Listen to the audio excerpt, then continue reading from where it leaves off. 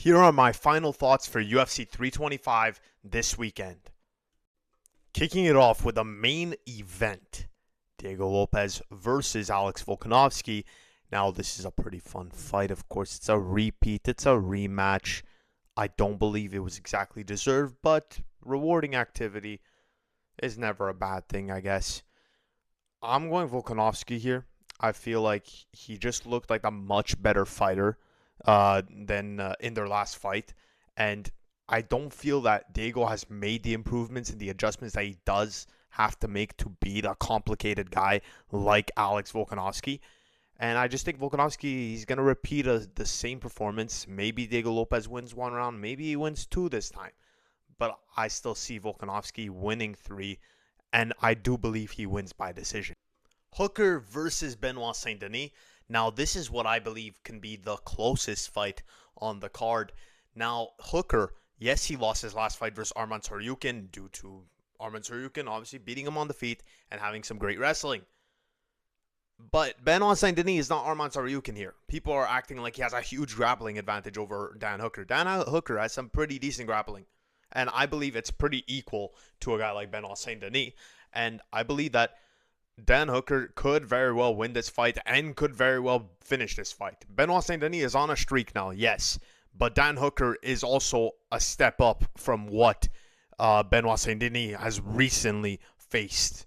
We saw when he took the jump versus Dustin Poirier, got finished. Versus Manny Moicano, got finished.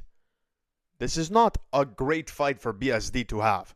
And I do believe that we will probably see Hooker win this fight. That's my pick. Mauricio Rufy versus Rafael Fiziev. I believe Rafael Fiziev has a very big advantage in this fight. He's the bigger guy overall in terms of strength. And Mauricio Rufy, listen, his grappling's horrible. Let's be real.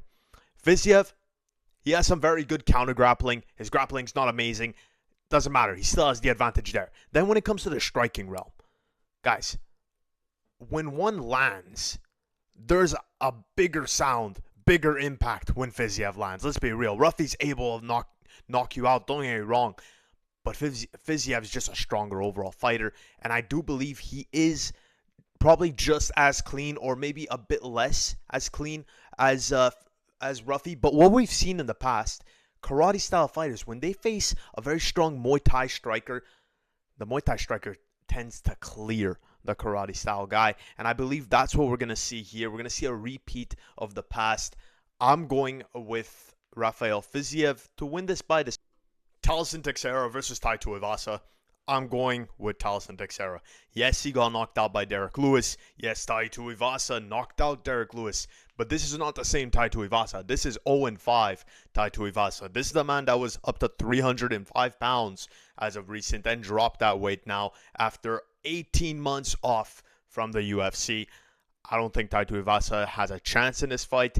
Sure, the puncher's chance. I don't think he'll land that punch. He has not looked good at all as of recent. And I see Talison Teixeira getting a very easy finish here, just like he did over Junior Tafa.